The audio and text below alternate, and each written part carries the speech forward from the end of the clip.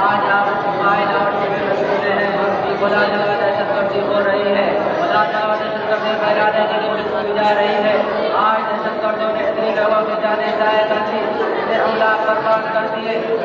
لیکن میں آج اس مختصر وقت میں آپ کو بتانا چاہتا ہوں کہ دہشت گرد کون ہے، پوری دنیا میں دہشت گردی پھیلانے والے کون ہیں، دنیا کے امن و امان چین و سکون چھیننے والے کون ہیں، وہ زمین کے باشندوں کی نیند کس نے حرام کی، اس کے ملک واجب اسلام اور اسلام کے نام لیوا ہے۔ دوستو، اسلامی تاریخ کا مطالعہ کرنے والے جانتے ہیں اسلام نے ہمیشہ امن و شانتی کی دعوت دی ہے، آزادی کی دعوت دی ہے، آپسی محبت و الفت کی دعوت دی ہے، قوت و بھائی چارگی کی دعوت دی ہے، میل ملاپ اور خیر سگالی کی دعوت دی ہے، نصیحت و خیر خواہی کی دعوت دی ہے، ظلم و زیادتی سے روکا ہے، فساد و فساد سے روکا ہے، تنبیہ اور حق ماننے سے روکا ہے، خامخواہ کی نصاحت سے روکا ہے۔ اسلام کے عدل و انصاف اور دعوت امن و شانتی کا اندازہ لگانے کے لیے ضروری ہے کہ قبل اسلام کے حالات سے واقف ہو، اسلام سے پہلے دنیا کیسے حالات سے گزری۔ دوستو، صدی عیسوی میں دنیا بڑی اضطرابی اور بے قراری کی حالت میں اپنے لمحات گزارا کر رہی تھی، ہر طرف فساد و فساد پھیلا ہوا تھا، دوسروں پر ظلم و زیادتی کرنے کو اپنی بڑی دلیل سمجھی جاتی تھی، دوسروں کے حقوق کو دبانا ایک قابل قدر کارنامہ سمجھا جاتا تھا، غریبوں نادار اور معذور لوگوں کو معاف تک نہیں کیا تھا، شیردار بچے کو دیوار پر گوشت سے مارا جاتا، جس سے بچے کا بیٹا نکل کر باہر آ جاتا۔ کیسر و کسریٰ کی تاریخ کسے معلوم نہیں، وہ ایران کی ویرانی کسے یاد نہیں، مقتنصر کے قتل عام سے کون واقف نہیں، الغرض پوری دنیا میں فساد ہی فساد پھیلا ہوا تھا، روم ہو یا ایران، ہندوستان ہو یا پاکستان، دنیا کا کوئی خطہ ایسا نہیں تھا جہاں کے لوگ امن و شانتی کی زندگی بسر کر رہے ہوں۔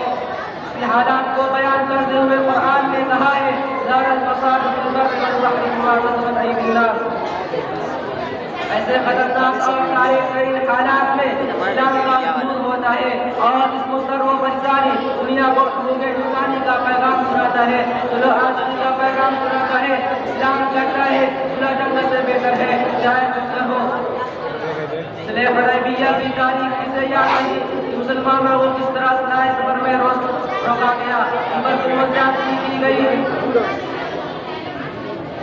لیکن میں پوچھنا چاہتا ہوں اسلام کے بدنام کرنے والوں، اگر اسلام ایک دہشت گرد مذہب ہے تو نبی صلی اللہ علیہ وسلم کے زمانے میں دہشت گردی کیوں نہیں ہوئی، ابو بکر کے زمانے میں دہشت گردی کیوں نہیں ہوئی، علی حیدر کے زمانے میں دہشت گردی کیوں نہیں ہوئی، عثمان غنی کے زمانے میں دہشت گردی کیوں نہیں ہوئی، مغلیہ سلطنت کے زمانے میں دہشت گردی کیوں نہیں ہوئی، جبکہ اس وقت ان کے پاس طاقت تھی، قوت تھی، وہ دنیا کو تہو مالا کر سکتے تھے، لیکن آج جب وہ کمزور ہو گئے، ان کی حکومتیں ختم ہو چکی، وہ محکومی اور مخلوق حال زندگی بسر کر رہے ہیں، ان پر دہشت گردی کا الزام کیوں لگایا جا رہا ہے؟ کیا اس کے پیچھے کوئی سوچ سمجھی سائنس اور تحصیلہ پلاننگ نہیں ہے؟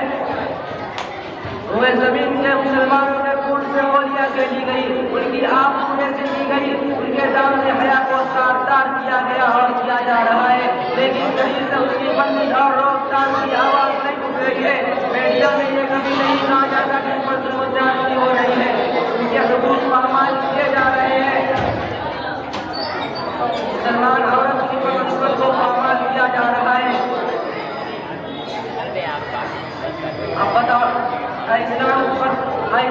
دہشت گردی کے بہتان لگانے والوں، بتاؤ کہ بوسنیا میں دہشت گردی کس نے پھیلائی، بنگال میں دہشت گردی کس نے پھیلائی، گجرات میں دہشت گردی کس نے پھیلائی، کشمیر میں دہشت گردی کس نے پھیلائی،